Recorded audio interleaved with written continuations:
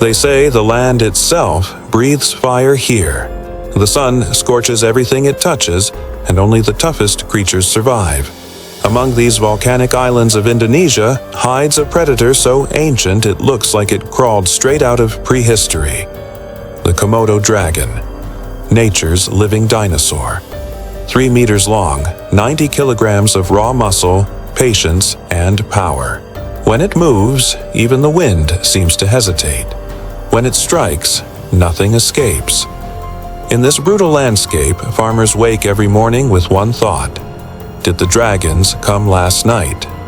Every year, these beasts claim livestock worth millions. Goats vanish without a trace. Cattle are found half-eaten in the fields. For villagers, this isn't just a legend. It's a daily battle for survival. The Komodo's bite carries more than just pain. Its saliva is a toxic cocktail, thick with deadly bacteria that infect any wound it makes. A single bite is enough to bring down a water buffalo, an animal 10 times its size, within days. And where one dragon hunts, others soon follow, drawn by the scent of decay. The people here live under a constant shadow, the fear that one morning, the fields will be empty again.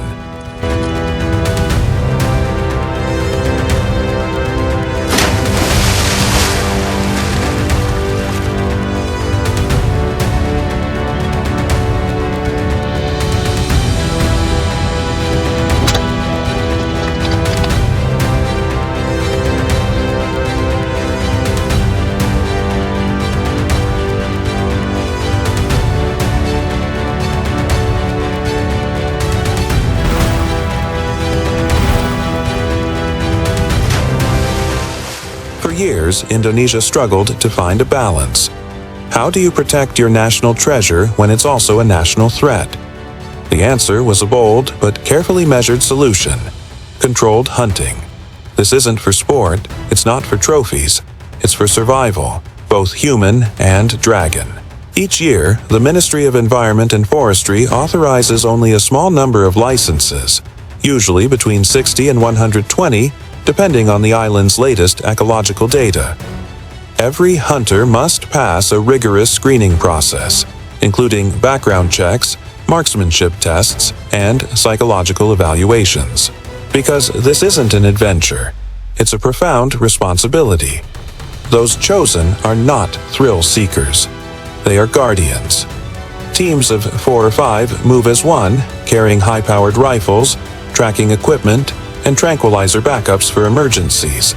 They know that a single wrong step, a moment of hesitation, can turn a hunt into a tragedy. The hunt begins during the dry season from April to October. Food becomes scarce, and the dragons venture closer to human settlements. To lure them, bait is strategically placed, usually goat or pork, its potent scent carried for kilometers on the wind.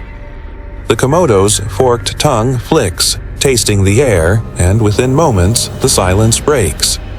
A shadow shifts among the rocks, and then it appears. When a Komodo dragon emerges, the air itself feels heavier. Its eyes, cold and calculating, lock onto the target. Its tail, strong enough to break bones, sways like a metronome of death. The hunters freeze. Every movement must be deliberate, every breath controlled. The spotters whisper coordinates. The shooter steadies his rifle. One shot, one mistake, could decide who walks away. When the bullet finds its mark, the beast collapses with a thunderous thud that echoes across the barren ground. The team approaches with extreme caution, confirming the end. A heavy silence follows, a mixture of relief and a deep, primal respect for the fallen giant. These highly controlled operations have brought measurable change. Reports of livestock loss have dropped by nearly 25%. Human attacks are down by 30%. Children can now walk to school without constant fear, and farmers can finally leave their herds to graze again. And what about the dragons? Their population remains stable, even healthy. For every animal removed, invaluable data is gathered, tracking breeding rates, migration patterns, and feeding habits. This information helps scientists better understand and protect the species as a whole. In a strange, symbiotic twist, the hunters have become the dragon's most unlikely protectors. This is a story of conflict, coexistence, and the difficult choices we must make to preserve the delicate balance between humanity and the wild. It is a testament to how respect and responsibility can forge a path where both man and monster can survive. What makes the Komodo unique isn't just its size or power, but its role in nature's grand design. It is both destroyer and purifier, feeding on carrion, keeping disease in check, and maintaining the delicate cycle of life on these islands. Without it, the ecosystem would collapse, but with too many, it spirals into chaos. That's why, outside protected zones, every shot fired is not an act of hatred, but a careful calculation, a desperate attempt to restore balance between humans and one of evolution's oldest warriors. Inside Komodo National Park, however, the rules are absolute. Here, the dragons roam freely, untouchable, protected by some of the world's strictest conservation laws. Illegal hunting in these zones isn't just frowned upon, it's a serious crime. The penalty? Up to 15 years in prison and fines that can exceed $50,000. The government monitors these areas relentlessly with drones, dedicated rangers, and even satellite tracking to ensure no one crosses the line. And if they do, justice is swift. Because the Komodo dragon isn't just an animal, it's a symbol of Indonesia itself, fierce, proud, and ancient. Scientists are also on the front lines of this battle. Using motion-sensitive cameras and GPS collars, they track how far the dragons roam and how they interact with human populations. This crucial data helps the government adjust hunting quotas, design more effective fences, and train local farmers on safety techniques. Some villages have even started using solar-powered alarm fences, a harmless but effective deterrent that warns them when large animals are approaching. It's a perfect blend of innovation and tradition, where technology protects humanity from nature without destroying it.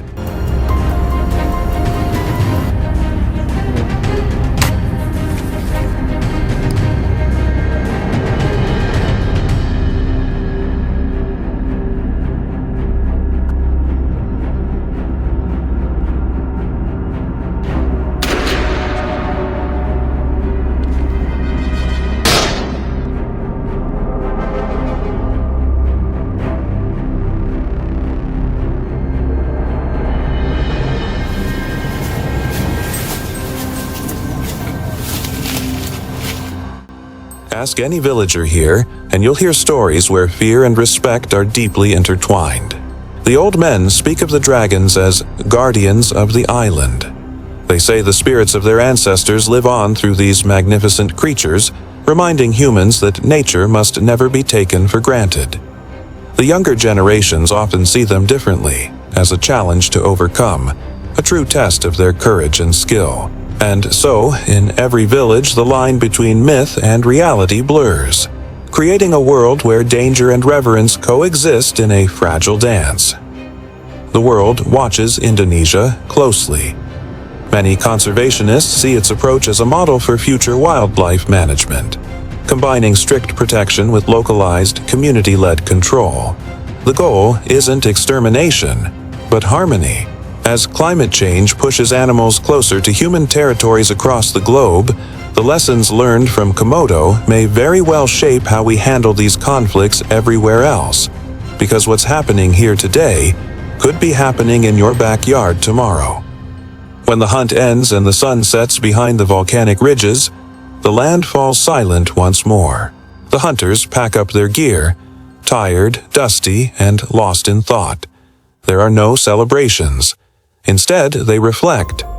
Every hunt serves as a potent reminder of their responsibility, of how thin the line is between protecting and destroying. They know that somewhere out there in the fading light, another dragon is already watching them. And so, the balance continues. In the end, the Komodo dragon remains undefeated. Not because humans can't wipe it out, but because they choose not to. It stands as a living monument to power, patience, and survival, proof that the ancient world still breathes among us. If this story of balance and bravery moved you, hit that subscribe button for more breathtaking wildlife documentaries. Join us as we explore the untamed corners of our planet, where survival, courage, and respect for nature collide. Because out here in the wild, every single choice defines the future.